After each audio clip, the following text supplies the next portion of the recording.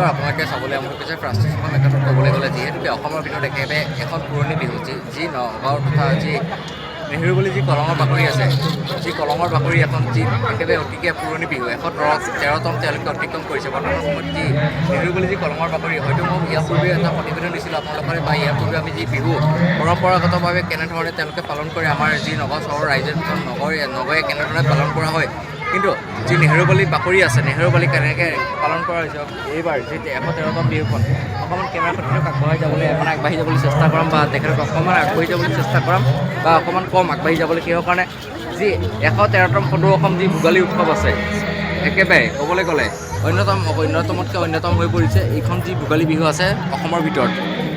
আমি জানিম ইয়াৰে কিছু ধৰক ব্যক্তিসকল আছে আমি জানিম বেছি দীঘলীয়া আমি প্ৰতিবেদন কৰিবলৈ নিবিচাৰোঁ। আমাৰ বাইদেউ আছে বৰ্তমান আমাৰ লগত বাইদেউ আছে welcome to our frustration and Bhogali বিহুৰ আপোনাক শুভেচ্ছা জ্ঞাপন কৰিলোঁ। কি ক'ব একেবাৰে অসমৰ ভিতৰত এখন পুৰণি বিহু 113তম অতিক্ৰম কৰিলে যি নগাঁও নেহেৰুবালি বাকৰি কি ক'ব? বহুত ভাল লাগিছে। প্ৰতি বছৰ ইয়াতে ভোগালী বিহু বহুত ডাঙৰকৈ পাতে, বিভিন্ন জেগাৰ পৰা মানুহবোৰ আহে, আমিও উপভোগ কৰোঁ, বহুত ভাল লাগে। একেবাৰে অসমৰ ভিতৰত এখন পুৰণি বিহু যি নগাঁও নেহেৰুবালি কলঙৰ বাকৰিত কি ক'ব এই ক্ষেত্ৰত? এই বিহুটো বহুত ঐতিহ্যপূৰ্ণ, এইটো বহুত ভাল লাগে। আমি বহুতখিনিয়ে ভাল পাওঁ এইটো কাৰণে আমি ৰৈ থাকোঁ। হয় বছৰবোৰ হেৰি কৰিবৰ কাৰণে এইটো কাৰণে ৰৈ থাকোঁ আমি। এইটো বহুত ভাল লাগে। যিহেতুকে ইয়াত এটা চেল্ফি পইণ্ট তথা যি এখন ফটো পইণ্ট এটা বনাই দিয়া হৈছে, কিন্তু আমি যি ইয়াত ধৰক বাৰে ৰহণীয়া এটা সংস্কৃতি তেওঁলোকে ৰূপায়ণ কৰিছে বা তেওঁলোকে আয়োজন কৰিছে যি চাংঘৰ তথা তেওঁলোকে যি ৰংঘৰ আছে ৰংঘৰ আয়োজন কৰিছে। আমি সমতলভাৱে আমি সোমাই যাবলৈ চেষ্টা কৰিম, যি ভিতৰ চৰ আছে ভিতৰ চৰলৈ আমি সোমাই যাবলৈ চেষ্টা কৰিম, কাৰণ আপোনাক পোষ্ট কৰিবলৈ মই অনুৰোধ কৰিম। যি নেহেৰুবালি যি বাকৰি আছে বাকৰিত ক'বলৈ গ'লে 113তম যি ভোগালী বিহু আছে তেওঁলোকে ৰংঘৰ তথা চাংঘৰ অন্যতমকৈ তেওঁলোকে সজাই পৰাই তোলা হৈছে একেবাৰে এখন নগাঁও চহৰ অসমৰ ভিতৰত তথা একেবাৰে পুৰণি বিহু ম'হযুঁজৰ এটা আৰ্হি তেওঁলোকে দেখুওৱা হৈছে, অন্যান্য তেওঁলোকে দেখুওৱা হৈছে বৰ্তমান সময়ত। এই কথাত ক'বলৈ গ'লে বিভিন্ন তেওঁলোকে প্ৰতিচিহ্নৰে তেওঁলোকে সন্মিলিত কৰা দেখা গৈছে, যিখিনি ধৰক ভেলাঘৰ বা ইয়াৰ জেওৰা চোৰ বা যি অসমীয়াৰ যি পৰম্পৰা ভোগালী মাঘৰ বিহু উৰুকা নিশাৰ ভেলাঘৰ তথা জেওৰা চুৰ কৰা হয় বা জেওৰা আমাৰ এটা পৰম্পৰা বুলি ক'ব লাগিব। জেওৰা যেনেধৰণে লোকৰ ঘৰৰ পৰা আনৰ ঘৰৰ পৰা এখন জেওৰা উঠাই আনি হেৰি কৰা হয়, এয়াও হয়তো পৰম্পৰাগতভাৱে দেখা পোৱা গৈছে। তাৰ সমানতকৈ মেজি জ্বলি আছে, এফালে মেজি জ্বলি আছে। আমি কিছু সময়ৰ পিছত আমি কেমেৰাত আবদ্ধ কৰিবলৈ চেষ্টা কৰিম। কি ক'ব ভোগালী বিহু উপলক্ষে একেবাৰে ভোগালী বিহুৰ অসমৰ ভিতৰত একেবাৰে এখন পুৰণি বিহু যি নেহেৰুবালি কলঙৰ বাকৰি নেহেৰুবালিৰ বাকৰিত আমাৰ যিটো ভোগালী বিহু হয় আমি প্ৰত্যেকৰে উদযাপনত আগভাগ লওঁ আৰু ভাল লাগে। প্ৰত্যেক বছৰে পাতে আৰু নগাঁওবাসী হৈ পেলাই আমি আনন্দিত। ইয়াতকৈ আৰু ডাঙৰ কোনো হেৰি নাই, সদায় হৈ থাকিব লাগে আৰু আমি আগলৈও সেইটোৱে বিচাৰোঁ। বিশেষকৈ ধন্যবাদ দিব লাগিব কাক ধন্যবাদ সকলোকে বিহুখনৰ প্ৰতি ওলগ জনাব আৰু সকলোৱে যাতে এই বিহুখনত ধন্যবাদ জনাই এই কামনা কৰিলোঁ নগাঁওবাসী হৈ। হয়, এক কথাত ক'বলৈ গ'লে যিহেতুকে এই বিহুখনৰ লগত সমান্তৰালভাৱে জড়িত আছে আমাৰ সমষ্টি বিধায়ক ৰূপকুমাৰ ডাঙৰীয়া, তেখেতে নিজে হয়তো যি সভাপতি তথা ছেক্ৰেটাৰী বাপত আছে তেখেতে ছেক্ৰেটাৰী তথা সভাপতি তেখেতৰ বাপত থাকিও তেখেতে নিজৰ যি যোৱাকালি যি এটা সংগীতৰ অনুষ্ঠান আছিলে, যোৱাকালি নহয় তাৰ আগদিনাখন যি এটা সংগীতৰ অনুষ্ঠান আছিলে তেখেতে তাত নিজে ডাম পৰিৱেশন কৰিছে বা নিজে ডাম বজাই পেলাই তেওঁলোকে সংগীতৰ অনুষ্ঠান উপভোগ কৰিছে। মোৰ কেমেৰাখনতো আপুনি অকণমান যদি আগবাঢ়ি আহে তেওঁলোকে আপুনি অকণমান দেখক এটা ৰংঘৰ, এয়া ৰংঘৰ আমি কোনো শিৱসাগৰ বা তথা তলাতল ঘৰত নাই, এয়া শ্ৰমিক একত ক'বলৈ গ'লে নেহেৰুবালি কলঙৰ বাকৰি। অকণমান দেখক আপুনি আমাৰ ৰাইজে চাওক। আমি এইফালে যাম, চাংঘৰৰ ফালে যাম, যি চাংঘৰ আছে চাংঘৰৰ ফালে আমি আগবাঢ়ি যাম। চাংঘৰ বনাইছে আমি অকণমান আগবাঢ়ি যাম। একত ক'বলৈ গ'লে যিহেতুকে আমি ইয়াৰ যি আগৰ প্ৰতিবেদন আছিলে যিসকল খনিকৰ আছিলে খনিকৰসকল আমাৰ মাজত বৰ্তমান উপস্থিত নাই। তেওঁলোক হয়তো তেওঁলোকৰ যি নিজৰ কৰ্তব্য তথা তেওঁলোকৰ যি নিজৰ ব্যস্ততাৰ বাবে তেওঁলোকে হয়তো আঁতৰি আছে বা তেওঁলোকে হয়তো নিজৰ যি কৰ্তব্য বা অন্যান্য তেওঁলোকে হয়তো কামত ব্যস্ত হৈ পৰিছে ক'বলৈ গ'লে। কিন্তু আমি ইয়াৰ পূৰ্বে জানিছিলোঁ তেওঁলোকে যি ধৰক প্ৰাণৰ শিল্পী জুবিন গাৰ্গ তথা যি ভূপেন হাজৰিকা তথা জ্যোতিপ্ৰসাদ আগৰৱালা আছে তেওঁলোকক লৈ পেলাই হয়তো কিছু প্ৰতিমূৰ্তি তেওঁলোকে বনোৱা তথা পৰিলক্ষিত হৈছে। কিন্তু আমি যিখিনি পাৰোঁ আমি যি কেমেৰাত আবদ্ধ কৰিবলৈ চেষ্টা কৰিম। ইয়াত এযোৰ ম'হযুঁজ যি অতিকে পৰম্পৰাগতভাৱে তেওঁলোকে দেখুৱাবলৈ চেষ্টা কৰিছে, যি আমাৰ নেহেৰুবালি এটা কলমৰ বাকৰি আছে তেওঁলোকে দেখুৱাবলৈ চেষ্টা কৰিছে। মই বেছি দীঘলীয়া প্ৰতিবেদন নকৰোঁ, মই কেৱল মাত্ৰ দেখুৱাবলৈ চেষ্টা কৰিছোঁ আমাৰ প্ৰাচীন অসমৰ দৰ্শকসকলক দেখুৱাবলৈ মই কেৱল মাত্ৰ চেষ্টাহে কৰিছোঁ। আমি অন্য দিশে যদি অকণমান আগবাঢ়ি যাওঁ এইফালে যদি আমি আগবাঢ়ি যাওঁ এটা চেল্ফি পইণ্ট এটা বনাইছে এটা আমাৰ বট্টদৰা সমষ্টিৰ বিধায়ক ৰূপক কুমাৰ ডাঙৰীয়াক ধন্যবাদ দিব লাগিব। ধন্যবাদ তেখেতৰ যথেষ্ট প্ৰচেষ্টা আছে এইবিলাকত। হয়, এই আছিলে যি অন্য স্থানৰ পৰা আহিছে তেওঁলোক হয়তো তেখেতৰ হয়তো জীয়ৰী ঘৰ হয়তো নগাঁৱত তেখেতে নগাঁৱতে বসবাস কৰে, হয়তো তেখেত গুৱাহাটীৰ পৰা আহিছে, ক'ৰ পৰা আহিছে আমি সেই বিষয়ে ক'বলৈ নাযাওঁ। কিন্তু নগাঁও যি নৱনিৰ্মিত তথা যি আমাৰ বা বট্টদৰা সমষ্টিৰ যি বিধায়ক ৰূপক কুমাৰ ডাঙৰীয়াই যেনেধৰণে 113তম যি ভোগালী বিহু আয়োজন কৰিছে একেবাৰে কলম আমাৰ নেহেৰুবালি যি বাকৰিত তেওঁ আয়োজন কৰিছে একে আটকধুনীয়াকৈ তেওঁ আয়োজন কৰিছে। আমি জানিম অন্য বছৰ আৰু বেছি আছে তেওঁলোকে চেল্ফি পইণ্ট দুটাকৈ ৰাখিছে বা চেল্ফি পইণ্ট বুলি ক'লে ভুল হ'ব। মই আৰু এবাৰ জানিবলৈ বিচাৰিম তেওঁলোকৰ মানে জ্যেষ্ঠ তথা কনিষ্ঠজনৰ পৰা মই জানিবলৈ বিচাৰিম বা যুৱক যুৱতীৰ পৰা মই জানিবলৈ বিচাৰিম কিহৰ কাৰণে হয়তো এই তেওঁলোকে ৰংঘৰটো হয়তো শিৱসাগৰত খুৱাব, কিন্তু এবাৰ নগাঁও নেহেৰুবালি যি বাকৰি আছে কলঙৰ বাকৰি আছে কলঙৰ বাকৰিটো তেওঁলোকে সাজি পেলাই প্ৰস্তুত কৰিছে আমাৰ যি বিধায়ক ডাঙৰীয়া আছে মই তেওঁলোকৰ পৰা জানিবলৈ বিচাৰিম।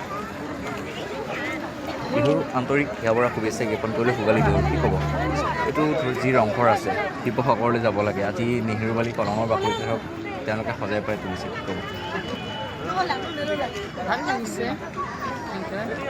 আহিছোঁ, ভাল লাগিছে, আনন্দ লাগিছে। এনে ধৰক আপুনি যদি এখন ফটো মাৰোঁ বুলি ভাবে ৰংঘৰৰ লগত মানে ৰংঘৰৰ বাকৰিত আপুনি শিৱসাগৰ যাব লাগিব, কিন্তু এতিয়া নেহেৰুবালি যি কলঙৰ বাকৰি আছে তাতেই ধৰক মানে সম্পূৰ্ণ হৈ উঠিছে ক'ব এতিয়া। তাক ধন্যবাদ জ্ঞাপন কৰিব।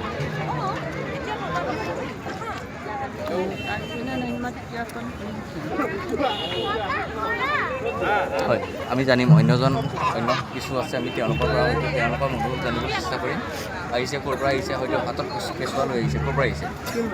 আমি নগাঁৱৰ নগৰে হয়, কেনেকুৱা কি ক'ব? যিহেতুকে ধৰক এটা ৰংঘৰ সাজি পেলাই তেওঁলোকে প্ৰস্তুত কৰিছে, ৰংঘৰ বুলি ক'লে শিৱদৌললৈ যাব লাগে, শিৱদৌল কি ক'ব? এইবাৰ নেহেৰুবালি যি কলঙৰ বাকৰি আছে কলঙৰ বাকৰিতে সাজি পেলাই প্ৰস্তুত কৰা হৈছে। এইটো প্ৰত্যেক বছৰেতো ধৰি লওক উৎসৱটো পালন কৰা হয়। নেহেৰুবালি বুলি ক'লে আমাৰ বিহু উৎসৱটো মানে আৰু দুগুণ হৈ পৰে। নেহেৰুবালি বাকৰিত যোনটো আমাৰ বিহু উৎসৱ ডাঙৰীয়া যোনটো মানে সদৌ নগাঁও ভিত্তিত মানে আমাৰ কাৰণে বহুত মানে ভাগ্যজনক যে আমি অসমৰ ভিতৰত একেবাৰে এখন পুৰণি বিহু নগাঁও বিহু। নগাঁও বিহুখন একেবাৰে পুৰণি। তো আমি ল'ৰা ছোৱালীক ধৰি লওক কিবা কাৰণত আমি ৰংঘৰ বা কাৰেংঘৰৰ ওচৰত যাব নাপালেও তেওঁলোকে ইয়াতে দৃশ্যটি দেখা পায়, মনৰ অনুভৱটো ভাল পায়, ভালো লাগে। আৰু নাহিলেহে আমাৰ এই বিহুটো যদি কেতিয়াবা যদি আগলৈও চলি নাথাকে তেতিয়া আমাৰ মনটো বেয়া লাগিব। এই চেগতে কাক ধন্যবাদ জ্ঞাপন কৰিব? আমি এই চেগতে ৰূপক শৰ্মা ডাঙৰীয়াক ধন্যবাদ জ্ঞাপন কৰিম। হয়, পূৰ্বতেও মই যি প্ৰতিবেদন আছে মই তেখেতক পূৰ্বতেও মই ধন্যবাদ জ্ঞাপন কৰিছোঁ। আমাৰ যি বট্টদৰা সমষ্টি বিধায়ক আছে ৰূপক কুমাৰ ডাঙৰীয়া আপোনাক অত্যন্ত ধন্যবাদ জ্ঞাপন কৰিছোঁ। কাৰণ কিহৰ কাৰণে হয়তো সকলোৰে হয়তো সমৰ্থন অনুযায়ী নাথাকে বা সকলোৰে হয়তো গাঁঠিৰ দল ভাঙি পেলাই তেওঁলোকে হয়তো ৰংঘৰ বা কাৰেংঘৰ চাবলৈ তেওঁলোকে সক্ষম বা তেওঁলোকে হয়তো যাবলৈ সক্ষম নহয়, কিন্তু আপুনি যিখিনি পাৰিছে বা যিখিনি কৰিছে হয়তো আপোনাক সঁচাকৈ শলাগ ল'বলগীয়া বা যি আমাৰ ফাৰ্ষ্ট অসমৰ পৰিয়াল তথা আমাৰ যিসকল দৰ্শক আছে আমি তেওঁলোকৰ তৰফৰ পৰা আপোনাক অশেষ ধন্যবাদ তথা অশেষ বিহুৰ শুভেচ্ছা আমি জ্ঞাপন কৰিছোঁ। আপোনাৰ আশু আৰোগ্য আমি কামনা কৰিছোঁ। তাৰ সমান্তৰালকৈ আৰু কিছু ব্যক্তি আছে আমি জানিম যিসকলে কেৱল মাত্ৰ ফটো হয়তো লাগিব কিহৰ কাৰণে এয়া হৈছে এটা ভঁৰাল ঘৰ, মানে ভঁৰাল ঘৰ হয়তো সকলোৱে ধান কাটে জাকৈ মাৰে, তাৰ সমান্তৰালকৈ এটা ভঁৰাল ঘৰ তেওঁলোকে বনাইছে। ধান কাটিব ৰোৱনীয়ে ৰুব, ধান কাটিব, ধান কটাৰ পিছত যেনেধৰণে ভঁৰাল ঘৰত আমি ধান প্ৰতিটো বছৰৰ বাবে ৰাখোঁ বা হয়তো সেই মানে সেয়া তেওঁলোকে ধান কঢ়িয়াই যিধৰণে আনিছে আমাৰ ইয়াত হয়তো দেখুৱাবলৈ চেষ্টা কৰিছে, মানে যিসকল খনিকৰ আছে খনিকৰসকলে দেখুৱাবলৈ চেষ্টা কৰিছে। তেওঁলোকে হাতত হয়তো তেওঁলোকে কঢ়িয়াই আনিছে, ধান কঢ়িয়াই আনি পেলাই তেওঁলোকে ভঁৰাল ঘৰত ৰাখিব। তেনেধৰণে তেওঁলোকে নৰাসমূহ আছে, নৰাসমূহ কাটিছে বা নৰাসমূহ তেওঁলোকে ধৰক খেতি যিখিনি কৰিছিলে নৰাসমূহ কাটিছে, সম্পূৰ্ণ সকলোখিনি তেওঁলোকে দেখুৱাবলৈ চেষ্টা কৰিছে বা প্ৰচেষ্টা কৰিছে। যিয়ে সদৌ অসম পুনৰ এবাৰ যদি বেনাৰখন দিব খোজে আমাৰ অকণমান যদি আপুনি কেমেৰাত আবদ্ধ কৰে 113তম একেবাৰে অসমৰ ভিতৰত একেবাৰে পুৰণি এখন বিহু 113তম যি ভোগালী বিহু উৎসৱ সমিতি আছে একেবাৰে অসমৰ ভিতৰত এখন পুৰণি বিহু 113তম। কাৰণ কিহৰ কাৰণে পুনৰ এবাৰ কৈছোঁ, আপুনি যদি ৰংঘৰটো অকণমান যদি আমাৰ হয়তো আজি আমি কেমেৰা আনিবলৈ সক্ষম হোৱা নাই, কাৰণ কিহৰ কিছু ব্যস্ততা আছে। অহাকালি যি নৰেন্দ্ৰ মোদী ডাঙৰীয়া আহিব, হয়তো কলিয়াবৰ আপোনালোকে সকলোৱে হয়তো জানে বা হয়তো আপোনালোক সকলোৱে ধৰক অৱগত। তেওঁ আহি বৰ্তমান সময়ত অসমত তেওঁ প্ৰৱেশ কৰিছে বা তেখেতে অসমত হয়তো মানে ভৰি দিছে। এক কথাত ক'বলৈ গ'লে হয়তো আমাৰ হাতত যি কেমেৰা নাই, কিন্তু যি আমি মোবাইলৰ যি আবদ্ধ আছে, মোবাইলেৰে আমি আবদ্ধ কৰিবলৈ চেষ্টা কৰিছোঁ। আমি এগৰাকী বিখ্যাত তথা এগৰাকী জ্যেষ্ঠ ব্যক্তি আছে, বিহুৰ শুভেচ্ছা জনালোঁ। ধন্যবাদ। ক'ৰ পৰা আহিছে? নগাঁৱৰ নগাঁও। কেনেকুৱা, কি ক'ব? ভালেই লাগিছে, ভালেই লাগিছে। ডেকা কালতো ধৰক নেহেৰুবালীত বিহু চাবলৈ আহিছে, এইবাৰো ধৰক বিহু চাবলৈ আহিছে, কেনেকুৱা পাইছে, কি ক'ব? এইবাৰ অলপ বেছি ভাল হৈছে আৰু। যাক জমকতা নহয়, একে সুন্দৰ এটা অনুষ্ঠান হৈছে। হয়, যি প্ৰচেষ্টা মানে খেতিয়কৰ আমাৰ যিটো হেৰি দেখাইছে, ধান চপোৱাৰ পৰা লৈ পেলাই, কাটাৰ পৰা লৈ পেলাই, একে ভঁৰাল ভৰোৱাৰ পৰা লৈ পেলাই। হয়, ইয়াৰ পূৰ্বতে কি পাইছিলে? মই ইমান বিশেষ নাজানো। না ইয়াৰ পূৰ্বত কি পাইছিলে? কেনেকুৱা ধৰক নেহেৰুবালী যিখন বিহু আছিলে, কেনেকুৱা পাইছিলে ইয়াৰ পূৰ্বত? মই আগতে বেছি অহা নাই, মই গুৱাহাটীত। আপুনি গুৱাহাটীত থাকে? হয়, হয়। ছোৱালী ঘৰ ইয়াতে, হয়। সেইকাৰণে ছোৱালীৰ লগত আহিছোঁ। আমাৰ ছোৱালী জীয়ৰীৰ লগত আহিছে। হয়। অৰ্থাৎ অহাকালি যিহেতুকে মোদী ডাঙৰীয়া আহিব আমাৰ কলিয়াবৰস্থিত, কি ক'ব? হয়তো আজি একেবাৰে এটা সীমিত এটা পৰিৱেশ তথা এটা সীমিত এটা ঠাই হৈ পৰিছে। হাতত আজি আমাৰ হাততো কেমেৰা নাই, কাৰণ হয়তো প্ৰতিজন ব্যক্তিৰ হাততে কেমেৰা তাত গৈ পেলাই উপস্থিত হৈছে। বৰ্তমান সময়ত মই যিখিনি পাৰোঁ আমি মোবাইলেৰে আবদ্ধ কৰিবলৈ চেষ্টা কৰিছোঁ। কি ক'ব, কেনেকুৱা? মোদী ডাঙৰীয়া যি আহিছে, এটা নৱ প্ৰকল্প লৈ পেলাই আহিছে কলিয়াবৰস্থিতলৈ। সেইটো কৰিবই লাগিব, তেখেতক আদৰণি জনাবই লাগিব, নহয় জানো? আৰু তেখেত আহিব যেতিয়া, তেখেতে কিমান আশা লৈ আহিব, ইয়াত এটা সন্মান পাব, হেৰি পাব, আৰু তাৰ পৰা আমাৰ উপকৃতও হ'ব, ৰাইজ নহ'ব জানো? ৰংথলী বুলি ক'লে ম'হৰ যুঁজৰ এখন বিখ্যাত জেগা হয়, জলাহ তথা ৰংথলী। কি ক'ব, এইবাৰ ম'হৰ যুঁজ উপভোগ কৰিলে নাই? উপভোগ কৰিলোঁ, হয় ভাল লাগিছে। হয়। কিন্তু নেহেৰুবালী তথা কলঙৰ বাকৰি যিখন ধৰক আপোনাৰ মানে যি বিহু আছে, কি ক'ব, কেনেকুৱা? এটা ৰংঘৰ এটা ধুনীয়াকৈ বনাইছে, চাংঘৰ বনাইছে, ভেলাঘৰ আছে, কেনেকুৱা এবাৰ কেনেকুৱা? ভোগালী চাবলৈ আহিছোঁ, ভাল লাগিছে। হয়, পূৰ্বতে কেনেধৰণে পাইছিলে? যি নেহেৰুবালী যি কলঙৰ বাকৰি আছিল, পূৰ্বতে কেনেধৰণে পাইছে? এইবাৰ এতিয়া উন্নত হৈছে। হয় হয়। কিন্তু অসমৰ ভিতৰত একেবাৰে এখন পুৰণি বিহু হয়, হয়। কি ইয়াৰ সময়ত আপুনি কাক ধন্যবাদ জ্ঞাপন কৰিব? আমাৰ অসম চৰকাৰ, লগতে উপসমাধ ডাঙৰীয়া হয়, ধন্যবাদ জ্ঞাপন কৰিব। সকলোৱে এটাই মন্তব্য আগবঢ়াইছে যে যি বটদ্ৰৱা সমষ্টিৰ যি বিধায়ক আছে উপসমাধ আমাৰ সকলোৱে ধন্যবাদ তেওঁক যি আশোৰোগ্য তেখেতৰ কামনা কৰিছে, যে তেখেতৰ এই কথাত ক'বলৈ গ'লে দীৰ্ঘাৰোগ্য কামনা কৰিছোঁ, আমিও কৰিছোঁ, তেখেতৰ যি দীৰ্ঘাৰোগ্য কামনা কৰিছোঁ। এই কথাত ক'বলৈ গ'লে কেমেৰাৰ পাছত দীপক কলিতা সহযোগত নগৰৰ পৰা ৰাজমণি দাসৰ প্ৰতিবেদন। কেমেৰাৰ পাছত দীপক কলিতা সহযোগত নগৰৰ পৰা ৰাজমণি দাসৰ প্ৰতিবেদন। ফাৰ্ষ্ট নিউজ অসম চাই থকা প্ৰতিগৰাকী দৰ্শকলৈ মই ধন্যবাদ জ্ঞাপন কৰিছোঁ। তাৰ সময়লৈকে যি ভোগালী বিহু তথা মাঘ বিহু আছে, পুনৰবাৰ তেওঁলোকক মই হিয়া ভৰা শুভেচ্ছা জ্ঞাপন কৰিছোঁ।